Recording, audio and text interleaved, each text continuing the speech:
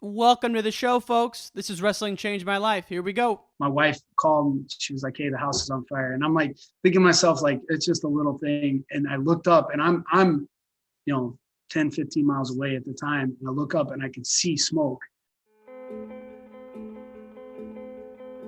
We can endure anything and adapt and pivot and change. Wrestling gave us that ability. I would say nothing in life has impacted me more than the things wrestling has taught me in terms of self-reflection, resilience. Toughness. Some guys have it, some guys don't. Adversity, 100%. How to pick myself up and be a man after I failed.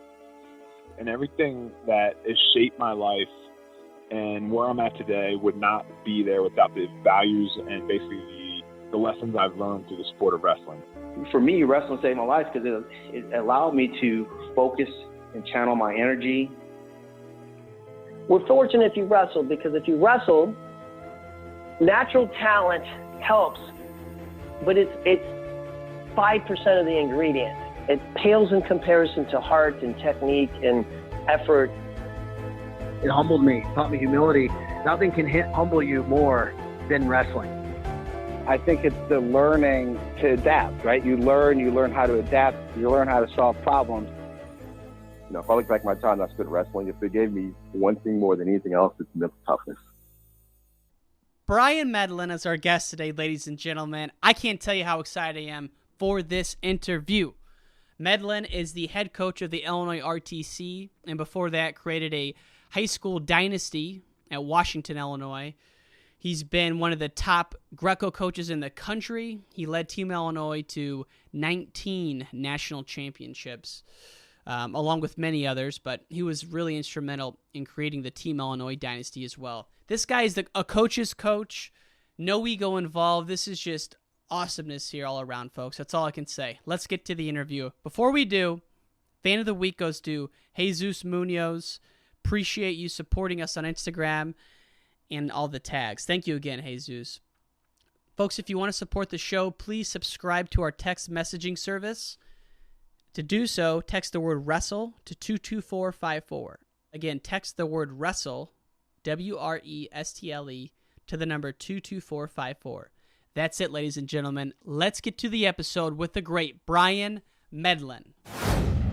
Bryan Medlin, welcome to the podcast, sir. Thank you. It's awesome to be on. Love your stuff. Thank you. Great to have you. My favorite moment of the year so far was the tweet where you were saying biggest travesty of 2000 is that you haven't been fan of the week. So that's made my year. And so it's great to have you on the show finally. Yeah, no, I mean, I was just kind of wondering what the process was, because I knew I'd listened to all of them and just, and I think it was actually your mom getting it. That was it. I just snapped that day and I was like, there's no way she's as big a fan of the show as I am. And maybe you, but not the show itself. So yeah. I love it, man. That was funny. And, I always saw you around at the tournaments, was kind of intimidated by you for a lot of years. Same with Mike Powell. Then I met Mike. I'm like, oh, he's not so bad. And he was telling me about you. And so I'm glad we're finally on here. I have so much to talk about. Let's get right into it. One of my favorite things I've heard you say most recently was that, not even favorite things you said, but just stories, is your kid's first wrestling tournament period was in Russia. How in the heck does that even happen? So last year, I kind of talked his teachers into letting him come with us for a couple. I think we ended up being there for like 3.5 weeks to Vladikavkaz in North Ossetia. So he did all of his learning online, and it was awesome.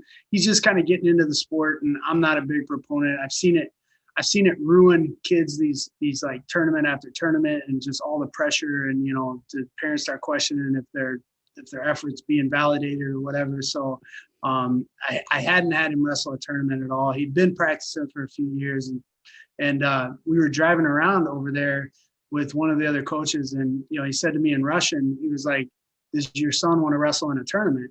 And so I turned around, and my son didn't know what he said. So I just kind of was like, yeah, sure. This is probably best case scenario. He's going to just slide right in. No one's going to know him. There's going to be no pressure.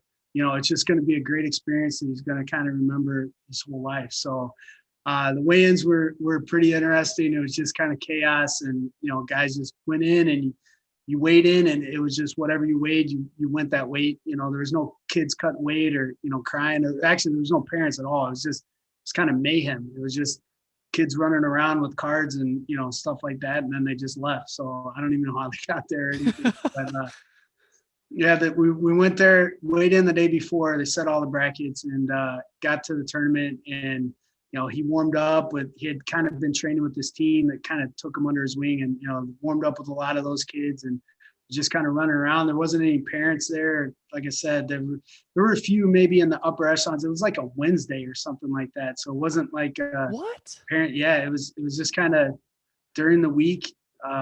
You know, they had their Christmas break was pretty long. The way their Orthodox religion allows for like a 3-week break there into the middle of January. So it started, and you know, his bracket was on kind of one mat. They did it real similar to America, you know, just kind of keep kids in the same area, you know, keep them corralled a little bit. So, you know, I'll never forget it, because they were like, I heard them say his name and then they said American champion like afterwards, and then they shut down the whole tournament. So he went from having no pressure to the whole tournament's watching him. They shut down all the mats. All the kids went over from the entire tournament, were just surrounding him, you know, waiting for this great American champion from America to wrestle. So he goes out there, and, you know, he doesn't know the rules. He doesn't know shot clocks, things like that. And he's like in on a leg, and he's getting like cheap tilted for points. And he has no idea that it's even happening. So he gets himself down in kind of a hole, and there's no scoreboards. It's just like one of the coaches ref those tournaments. There's no refs they bring in or anything like that. There's no arguing calls or, you know, so you walk over to the table maybe and just kind of try to glance at this guy's paper to figure out what the score was. But it just creates like just offense, really, to be honest. I think that's a cool thing. You know, kids don't know the score. So you could be ahead by a little or down by a little. And, you know, unless you're just dominating, you know, chances are you better just go score again. So he hits this like fireman's with like, I don't know, short time. And I don't know if it tied the match up or not, but they gave it to him and the crowd went crazy. And it was a pretty special moment. I know he kind of, you know, I don't think he would trade his first tournament for anything, but I was super nervous. I was super nervous because I just didn't want him to go out there and feel a bunch of pressure and end up losing and letting that affect his passion for the sport. And, you know, I think at some point you just got to let your kids go. But, you know, I was kind of wanting to control that first tournament experience, and he ended up with a great one. Ended up making the finals, won a couple more matches. You know, just had a great experience. So is he like good, like putting American terms on, like IKWF placer, or like I have no that's idea. incredible. I have no idea. I mean, he wrestles with some pretty good kids. So, I mean, he hasn't wrestled any tournaments for me to gauge it. You know, I think I'm just kind of, you know, hopefully I'm practicing what I'm preaching, and I'm letting him just, you know, steer the ship. If he wants to be great, he's gonna have all the resources he needs. You know, I want to provide it for him. I want to, you know, make a path in case he wants to pursue the sport. But if he just wants to do it for, you know, for the good characteristics it builds in you, you know, that's also something I want to be able to support him in that, you know, and not push him too hard to stick to a certain agenda. So, well, the reason I asked if he was quote unquote good or not is that North Ossetia, that tournament might have had 5 Olympians in there. You don't even know about it, you know? Yeah. No, for little kids though, their little kids are different, man. It's a different, their progression. They don't look at it the way we look at it. Like their 5th graders aren't determining if they're going to be Olympians. They all think they're going to be Olympic champions. Every kid that practices over there, and they've got, you know, they've 100 times the American, you know, youth system. They've got those numbers. So every one of them knows and has great heroes that are, you know, from their neighborhoods that were great wrestlers. So they think it's going to happen. And then, you know, they don't wrestle the same. They don't wrestle to just win. You know, they don't wrestle to validate their parents' efforts or, you know, whatever else. They're going out there, and the guy that has the best offense kind of won the match. And, you know, there were several times where I clearly thought one guy won, and they raised the other kid's hand. And I think they just forgot which guy won, and nobody complained. It wasn't like that, you had crazy mom running on, punching the ref or, something like that. There was no fights. The kids club level is just what it's supposed to be over there, which is just about developing kids into great wrestlers, or putting it in front of them to where they can develop themselves into great wrestlers. So. And you said the amount of people that are at Wrestle over there is obviously a lot more. I looked up Vladikavkaz. It's like 300,000 people or so. And what you said, there's just gyms all over town, huh? Kids are just wrestling like crazy. Yeah, it's their kind of national sport, freestyle wrestling. They ended up, they say they're not very good at Greco, but they had Olympic champ, pretty recently. So they're just good at those combat sports. They've got good boxers. They've got, good judo players, sambo, wrestling. Their society is a culture of manhood. So they look at those like combat sports as like, this is how I prove I'm a man. This is how me going out here and me competing against another person, and where it's will and effort and everything else. They hold those in really high regards. The team sports, not so much. Where you have to kind of go out and be one-on-one with somebody else. Things that are great with wrestling that we know and we understand. They just have a bigger understanding because everybody wrestles there. It's state sponsored, so nobody pays anything to go to these tournaments, to go to these practices. You get, a free practice and look over, and there's a, couple-time world champ taking off his shoes. That's pretty special for a kid, and it obviously steepens the development curve a little bit. Well, I mean, if you look at Russia, everyone looks at this massive country, and certainly there's wrestlers all over, but a lot of the great quote unquote Russian wrestlers are from the Caucasus region, which is Ossetia. And then you have Dagestan, which is the Islamic region down there. But both of those two spots are the real hotbeds. How did you end up getting acquainted with these folks and going over there so regularly? So I'd kind of been going to Russia since, I don't know, the mid 90s. I went over there first to St. Petersburg with a coach of mine in the Marines. And then just kind of kept in contact with the guy that was over there in St. Petersburg. And I was actually going to go to St. Petersburg about, the first time I went to Vladikavkaz was about 7 or 8 years ago. And the guy just said, hey, if you're going to come over here for Greco, come to St. Petersburg. But if you're going to go for freestyle, go, find another place in the Caucasus region. So I just kind of started reaching out to people, and, it was a long process. It took, I don't know, it went 5 or 6 layers deep with people. And then I ended up meeting a guy named Akshar Ivanovich. Was an old Belarusian coach, and, he's from there. And, he developed a guy that was living in Chicago at the time, was Lithuanian, and just, I started developing a friendship with him, just kind of, organically through, wrestling, and just, he's a great person, and just kind of person that I kind of wanted to be around. So, I started talking to him, and then it just kind of went from there, and went over there for the first time. I only took a couple people. Each time I went, I really only taken a couple people with me. So it's been pretty special. That guy's pretty much like my family now. So, I mean, his kids are my kids, and my kids are his kids. And, it's pretty special to have that relationship. So. Well, I heard you talking to Mark Bader, about this topic, and how you talk to this guy every other day now at this point. I mean, yeah, no, I mean, not to the letter of the word, but you talk to him a lot, Yeah, I talk to him probably once a week. He will text me about, what's going on over there. I mean, obviously they're pretty concerned about what's going on, because they get stuff from the media. So they think everybody's dying, and there's tons of pandemic everywhere, and everybody's going to die. And, they have to check in with me. I think I'm their fact checker now. So him and the rest of the coaches just, they get the false information a lot. So yeah, I do get to speak to him quite a bit. His problems have become, my problems, as far as, being able to help financially and things like that. They're not in the spots that we are. We obviously were born with a lot more, and we just, it's what we have. So we don't really understand, what to struggle looks like. So how do you mean? there's also a reason why, those countries like the Caucasus region, that's a hard place to live. It's a hard place to live, and places like Cuba and places like that develop these great wrestlers out of poverty.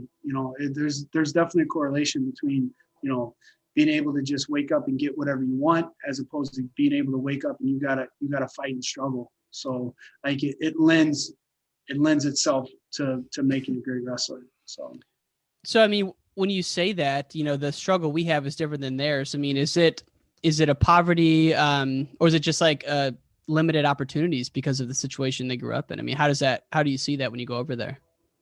Well, they look at wrestling as a way out. When you're Olympic champ, world champ, I mean, that's going to be your ticket. That when you do that, you're going to be a coach. You're going to get a good stipend. You're going to get on the national team. People are going to give you a car or a house. It's a way out. Where our struggle for our kids, it's there's so many things that they can do with their time that are a lot easier than wrestling. It's getting them to intrinsically want to do something hard. And that's difficult to do. So I don't think either one of them are more difficult than each other. I mean, you fight when you have to fight. Yeah. But our kids are being asked to fight, and they don't have to. They could just sit at home and play video games and do stuff like that. And that's a whole nother issue you got to deal with. So I don't know which one's more difficult. It's interesting, like you said, everywhere you go, you have your own problems. And that's kind of the foundation that these kids have grown up with. And anytime I interview someone who's grown up in that system or one of the republics, the thing that they always say is that coaching over there is a respected profession, and that you can't just have a dad off the street as a coach. You pretty much have to be a world team member to coach. Yeah, it's not necessarily a world team member, but you have to be a lifelong coach. That there isn't, and that's an issue with the American system, is that even guys that wrestled in college, they'll come back and they'll coach their kids' club, and they'll do some great things, and then maybe they'll follow that kid to high school, and then they'll do some more great things, and then the kid leaves and you never see him again. Where that person had a lot to offer. Their system is a little bit different, is that they have lifelong coaches, and from what I've saw. And, the coaches that these athletes seem to be connected to the most aren't world champs. They're not 2-time Olympic or 3-time Olympic champs. They're coaches that started that kid off, that when, Sadakov's personal coaches at the practice, they seem to have a connection that's well past wrestling, and they believe in each other and they know each other.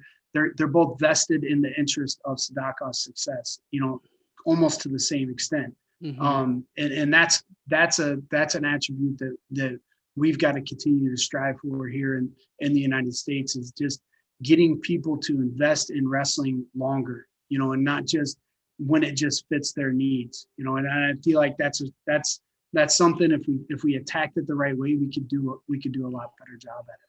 Well, it goes with one of your tenets of your goal is to make lifelong wrestlers. And one of the things you said about the first time you went to Russia, you grew up in Peoria, and a lot of people there, we're from Central Illinois. It's a workman mentality, get the 9 to 5 and just suck it up. But when you went to Russia, you go, I didn't know if I was allowed to love wrestling this much.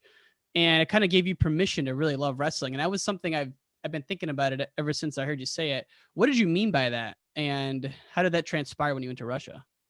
Well, I didn't know wrestling was that big. I mean, being from Central Illinois, to be honest, like, I didn't have the same things that are out there right now as far as exposure goes. Like, I just didn't know. Like, I would read those USA Wrestling newspapers that you would get, and I would love it, and it just seemed like a different world that I was so far removed from. My dad wasn't an athlete. My uncles weren't athletes. We're from a very blue collar family, and where work ethic and working hard, that goes above everything. The more than touchdowns or takedowns or whatever. So I didn't know wrestling was that big. And then I started traveling overseas in Japan, and got to go to Russia and some different places where wrestling is huge, and you have these giant populations of people that just love it. And I was just, man, I can really make this into my life. Like, it's okay. Cause I always kind of felt a kinship towards it, but at the same time, I was always in the back of my mind hearing like my father, my uncles, and everything else. It's just a sport. It's just a game, you know. And I think it just gave me permission that, hey, this great big population, you know, it's making it part of their life, and you know, it's okay to get into this thing and make it who you are. You know, let it develop you into a better person and develop you into the kind of person you want to be. Man, it's so cool that you had that opportunity to see that. And that was all through the Marines. Was your first time really getting exposure to that? Yeah. In the Marines, actually, I wasn't even on the team the first time. I was in Japan, and I was just kind of sightseeing on my own, and went to this giant Buddha outside of Tokyo, and was just sitting there, and this guy saw my cauliflower and ended up being one of the national coaches for Japan. I feel like, honestly, like thinking about it, I've led a pretty blessed life that like just these things happened, you know, and not just happened, you know, there were opportunities that I was able to kind of take advantage of. And then I got to know him and his family, and, you know, we'd go over there for Sunday dinner, and, you know, it was an awesome experience. And he took me to all the national camps and practices and things like that. I would meet him on the weekends.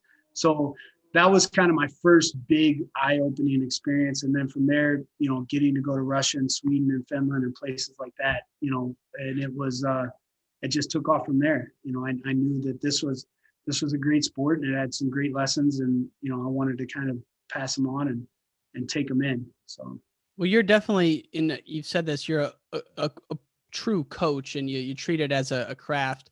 And you've got to study these national teams. And as you said, you were in Tokyo for upwards of 6 months. How does that system compare to what you've seen when you go to Ossetia? I guess the difference I saw, like just with the little things that they did, there was a lot more like the idea of practice. There was a lot of respect. I mean, not that there wasn't respect in Russia and America and everything else. There's some like idiosyncratic, like little things that they do, you know, like I'll say, I didn't know for the first couple of times, this guy was coming up and he kept shaking my hand before practice, and he would like bow and then he would leave.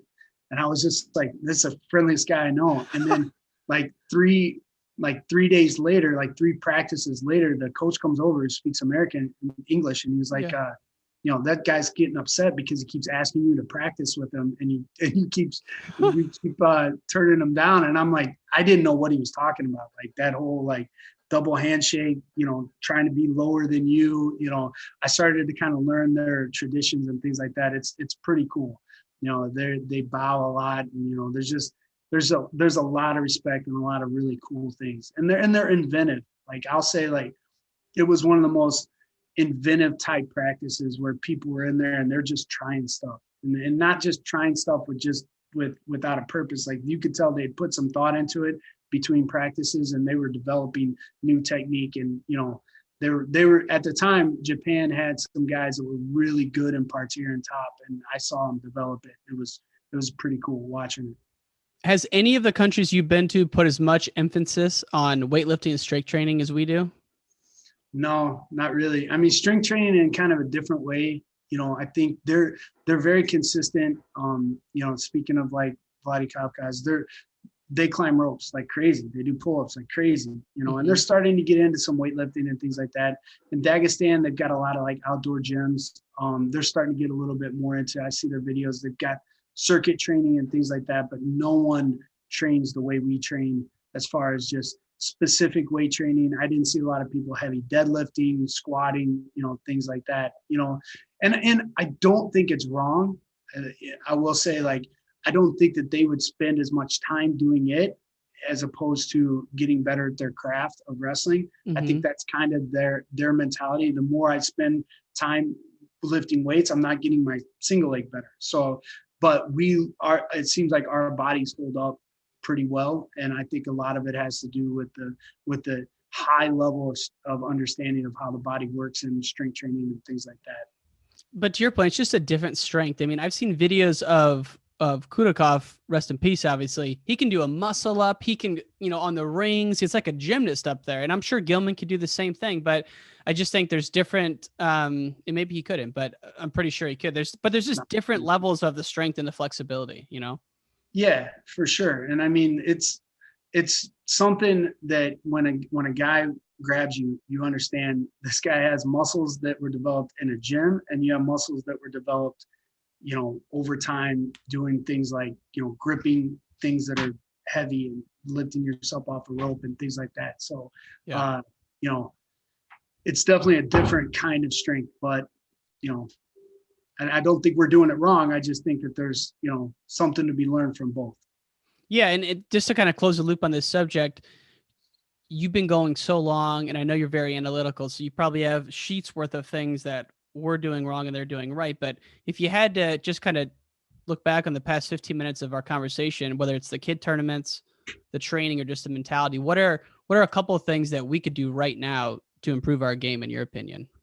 Obviously at the kids level, I've been very, I've watched it really closely and thought a lot about it. I think two of the things that we touched on just now, the first thing is, just taking results out of the equation earlier, especially when kids are first started wrestling, and everybody says it, but nobody applies it to the sport as much. I think having a kid look at, hey man, you're scoring points in matches, you're going out there and you're trying stuff. That's a success, not, hey, did you win that 2-1 match? Or, you gotta get tougher and meaner and everything else. There's a time and place for that, but skill building at a young age, that's instrumental. And I just don't think we teach kids how to win way too early, and we don't put enough emphasis on the actual craft of wrestling. And I think there could be there could be something to learn in that. And it takes a while. It's not something you could do in a 3-month sport. That's one thing about every one of those countries that are doing really well. I mean, their development is year round. They start when they're young, and once they're into wrestling, they're kind of into it forever. There is no season and, kind of back and forth, and it doesn't culminate into this giant tournament where there's tons of pressure and then they take 6 months off. I was at their place when they had their cadet regional tournament, and, their best cadets were there the next day, They maybe weren't, going live, but they were there in the next day talking about their practices. I see a lot of kids, once the state tournament's over in IKWF or, wherever else, you don't see them for 4 months sometimes, Sometimes a lot longer. Yeah. Yeah. And I think that's something we could do a lot better than, and just being able to create, lifelong coaches and, people that are involved with wrestling. It doesn't even have to be a coach, but somebody that's involved with wrestling that, like you're doing, you're changing a lot of people's perspective on wrestling with what you're doing. You're not on a mat every single day, but we need people involved with wrestling and, helping to continue to grow. And I think we're on the right path, but we got to get everybody, all hands on deck as much as we can. Well, I appreciate that. And it means a lot that you even listen to the show. One of the things I was most curious about you is, how did you get involved with coaching, essentially? So I know you placed 5th at state, I think in like 94. You went to the Marine. I only know because my man, Jesse Montes, who was one of my high school coaches, he was in, I don't think he was in your bracket, but Geneseo had a squad back then. And like Brad Chudnowski, do you remember that guy? Yeah, man, I do. But I mean, that's also one of my favorite times of Illinois wrestling. You had TJ Williams, Tony Davis, Ben Yen. That's just a great time to be in Illinois wrestling. So you join the Marines. How do you make the jump from that to running Team Illinois and all the Fargo stuff and being like one of the staples in the mid 2000s? Well, I think, a couple of things. I was in the right place, and I kind of met the right people that spurred my passion for coaching. I would be at the training center training, or, would go sneak into the freestyle practice and watch it.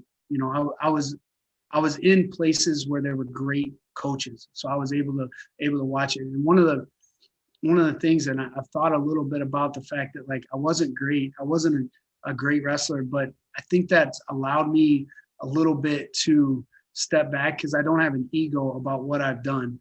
I think a lot of great wrestlers don't end up becoming great coaches because they kind of get stuck in the fact that, like, you have to do things this way because this is what I did, and I think you get a little bit closed-minded. And I've always been able to kind of have an open mind because I've got no background in it, So, but I was able to kind of learn some leadership skills and, things like that in the Marines that that I was always kind of interested in. And I think just spurred me to understand, this is another domino. This is someplace you can go and you can impact lives in a great way. You don't have to be in the Marines leading people in the front and, taking charge that way, as you can make an impact. And, I've always kind of had that desire. And, I think it's been a good fit for me, for my life. It's just being able to be a coach and be able to be impactful. And I find purpose in it. I mean, I think a lot of the guys who have wrestled for you would say the same. And a lot of people have told me before this, who I've reached out to, how much of an impact you've made. But it seems like one of the big turning points for me was like 2007, you were still an assistant at Washington, right? Yeah. And that was like the year you guys didn't have any qualifiers. And then the next year you took over. I only know because that was my senior year in high school. But anyway, so 2007, my senior year, I'm getting ready to leave and do whatever. You're sitting in the stands plotting, and then you take over as head coach the next year. Is that right? I believe so. Yeah. So for a lot of people who know you as the Team Illinois guy or the Illinois RTC guy, you took over a team in Central Illinois, Washington, that never, really didn't do much of wrestling before that. And then after you were done, they had won the regionals like 7 or 8 times, won state a couple of times. And I mean, how many times did you guys take second at Montini? Oh, it was like our nemesis, but we weren't really nemesis to them. So it just mattered like when we met them. Like we were going to be out of the state tournament in the first round or second round or whenever. So I think they were. It was hard. It was hard watching him. He does a great job with that program. Oh my God. I think he's part of it. A guy like Izzy, watching him coach. I think that was part of my progress. Is just being able to watch and see people that had great programs. I think a couple things happened right about then. I met Mike Powell that summer. Yeah, no, he's awesome. And I think I once again kind of found out there's whole new levels to coaching, watching him and the way he was able to get his guys to compete for him and, was able to get guys to rally around a certain cause or whatever. There's a craft in that, and he's one of the best. So being able to be around him and being able to, see that there's more to coaching than just showing a single leg or whatever, and I kind of always wanted to be more than a wrestling coach to kids. I think that was something to get them to buy into a program that actually made a difference in their lives. So I think building that program and that culture was huge, and having good people. I had a great assistant coach who's the head coach now, Nick Miller. He was young, and we didn't have kids at the time, so we could just go and just wrestle all weekend and, stay at the school till 10 o'clock every night and get there at 5 o'clock every morning and just do that over and over and over again, and just kind of get kids that were good enough and, that wanted to buy into your culture. So what was your first impression when you saw Mike Powell walk around practice, just screaming at the top of his lungs, man? I thought he was a giant blowhard, to be honest. It was funny because I was coaching a kid from like Central Illinois. It was my first kid I ever coached, really.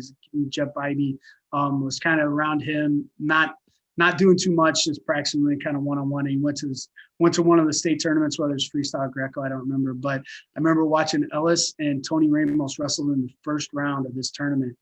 And I was like, holy cow, I couldn't believe how good they both were. And, I actually sought Mike out because I wanted Ellis to practice with my guy, because I was like, that guy's, he's special. Like he was mean and dirty and gritty and just athletic and just had everything. I thought this guy is going to be what he's become, really, which is, a world caliber wrestler. So, and went up to Mike and, just from that, I think from that day on, I think we've talked, a couple times a week, and I've been lucky to be on the end of those conversations.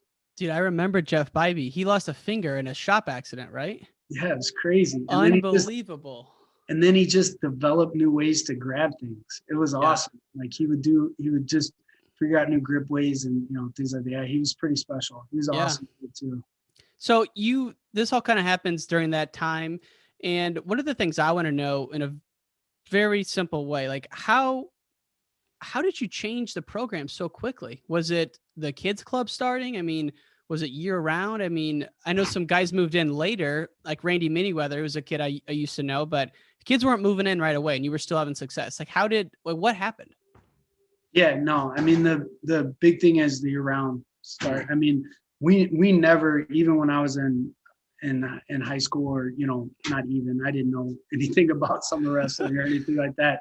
But like, we didn't have those resources. So we would go, from the time I got there until the time I left, and it still happens now, is that it's just, they look at it different. They look at the sport a little bit differently, that it's not just a sport, that it's a way of life. And then also, we started to gain momentum and get a little bit better. And you take pride in that, in the fact that they're building something great, and that they were the first ones, and they kind of wanted to be that first group, and there were some interesting characters on on those first two teams that weren't great wrestlers, but they just gave great effort and were just awesome to be around, and they just kind of fed off each other. So I think just being year round.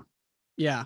Well, it's something where if you're not from Illinois, you don't really get, but south of I-80 is kind of the demarcation line of what some people consider good wrestling and not. And I was right on the border, and a lot of the tournaments we went to were in that, where you're from, so we're pretty much from the same area. So it's just so unique to see a Central Illinois dynasty kind of come to fruition. And, you did that for many years. You guys were battling OPRF, you were battling Montini. One of the things that happened that I would just love to get your thought process on was when you were coaching the day before a big duel with Oak Park, you actually had a house catch on fire. It was your house. No one died, but your house was burnt to the ground. I'm not just asking for the wow factor. I want to understand how you got through that, but what happened, I guess, and then we'll kind of talk about how you processed it. So yeah, I was actually setting up for that duel. It was on the 20. I think we were dueling on the 23rd, and the house caught fire on the 22nd. I was leaving school. We had a big duel, like in an auditorium. It was, we put a lot into it. It's a big fundraiser for the club and for the team and everything. And my wife called and she was like, "Hey, the house is on fire." And I'm like thinking to myself, like, it's just a little thing. And I looked up, and I'm 10, 15 miles away at the time. And I look up and I could see smoke like 10 or 15 miles off in the distance. Illinois is pretty flat. Yeah. So then it was just kind of crazy making those turns on the way home. Just every turn, you kind of turned away from it and then you went to it. And so by the time I got there, it was completely engulfed. And, it was surreal. It was just an electrical fire that started in our garage. It was an older house, and just, you get there and you start to kind of realize that these things I've been telling these kids for years, like, hey, you got to be tough in these moments when, everybody's looking at you and need you to stand up and be a man and blah, blah, blah. And I think I just given some speech like that in the past couple of days. And I get there and like my wife and kids just have these giant eyes, and, they were just like looking for something, positive from me. And I think I was able to kind of draw on those experiences and lead our family, in the way that wrestling's taught us. So, well, you had said even in a quote that you went from like self-pity to how do we solve this right away. But I think a lot of people get stuck in the self-pity for days, if not months and years after something like that. It could be a fire, a death, whatever. I mean, and so if you had to look back, what enabled you to get through that so quickly? Or if someone's listening to this and they're stuck, holidays are a tough time.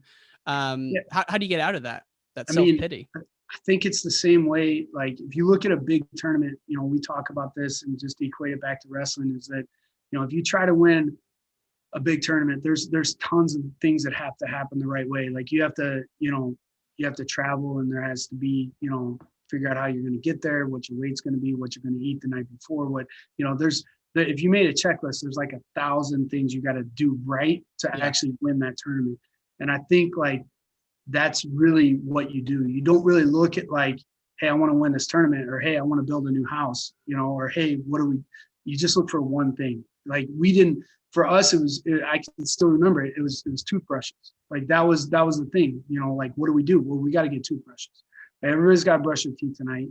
We had what do we need? We need toothbrushes, we need soap, things like that. Obviously we had a place to stay because my mom lives pretty close to there. So we knew we were going to stay there that night. And I think you just build from there, and you just look for that next right thing to do or to get or to whatever. And, it's pretty easy to kind of, feel sorry for yourself and to get down and, think about what you've lost or what's at stake or whatever. But if you just kind of think about it and break it down into little pieces, they're manageable. And I think everybody kind of understands that. It's just hard to do in those moments where it's chaos. Like there's a blazing house in front of you, and it doesn't have to be a blazing house. It just has to be some things in front of you. It's hard to take a breath, calm down, and do the right thing. But that's what this sport has always taught us, right? It's going to get crazy. The fans are going to yell, and the score is going to be way closer than you want it to be. And there's going to be overtime, a bad call that's going to put you in overtime. Take a breath, take a deep breath, get back to the basics, and just find one right thing to do right away.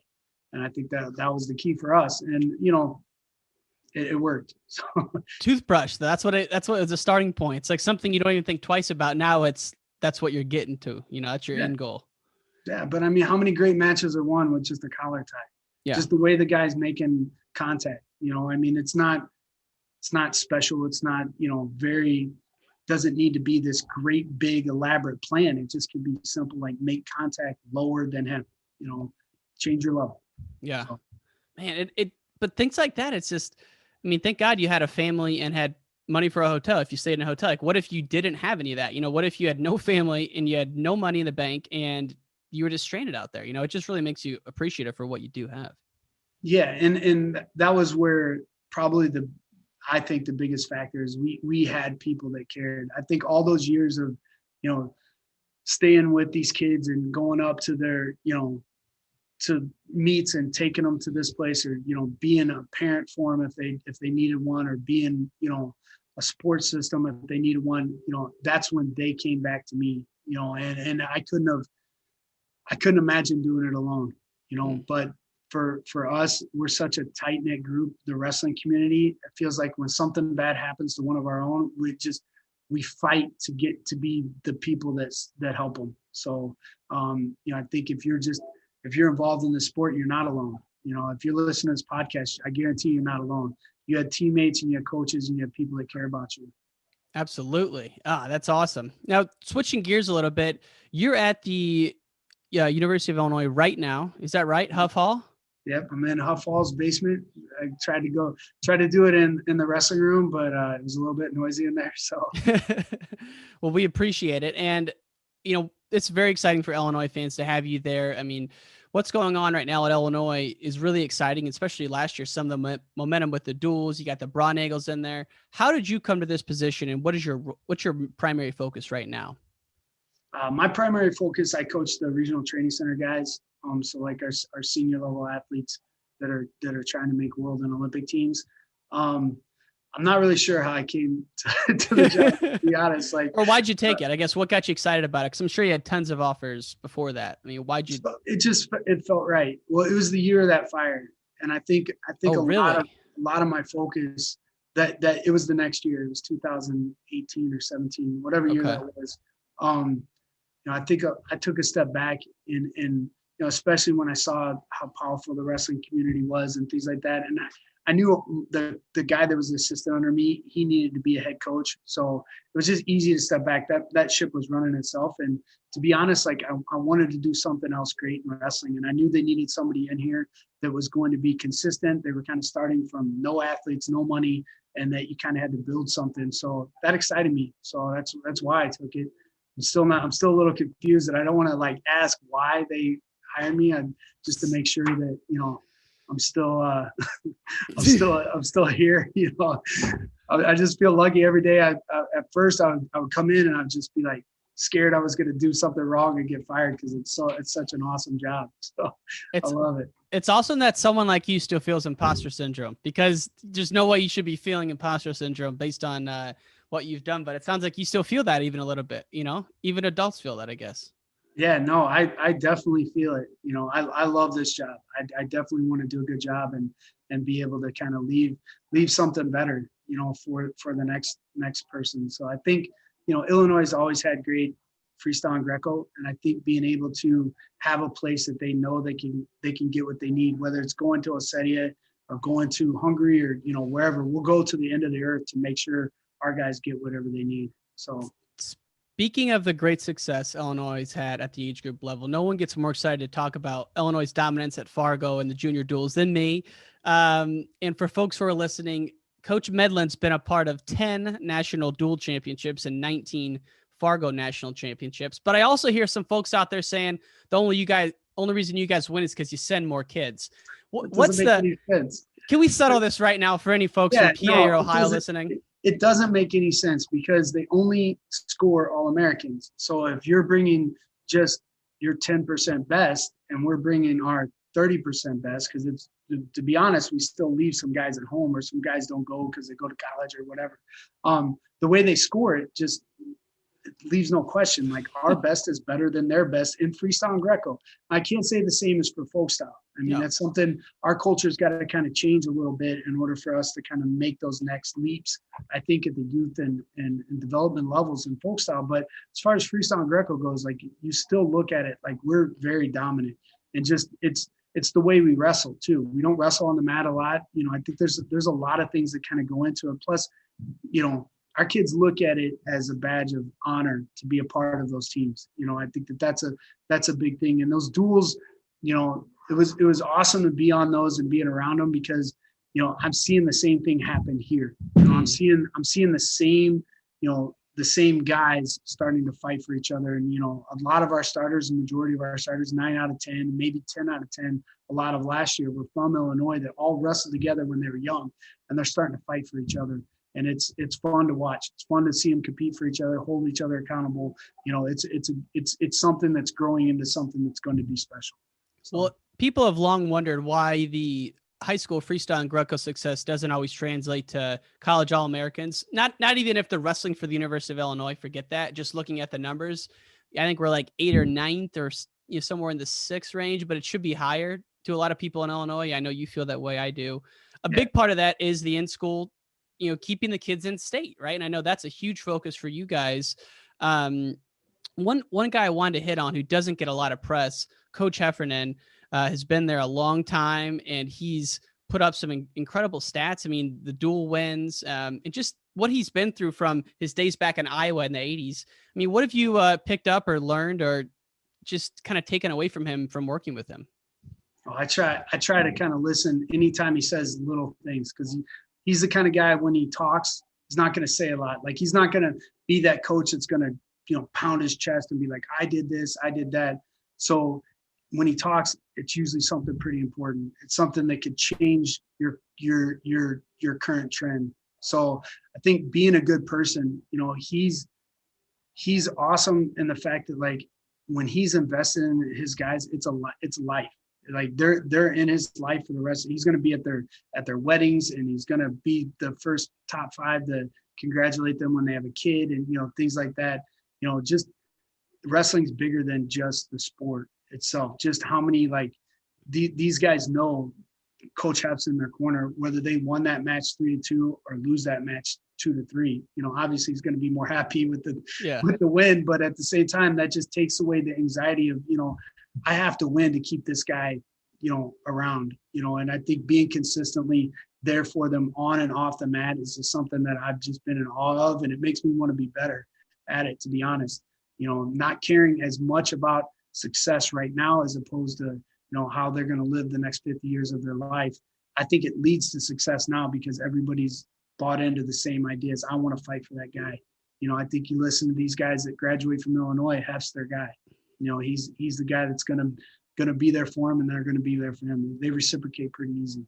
So, I hear the guy's got a moral compass that's unshakable. I try.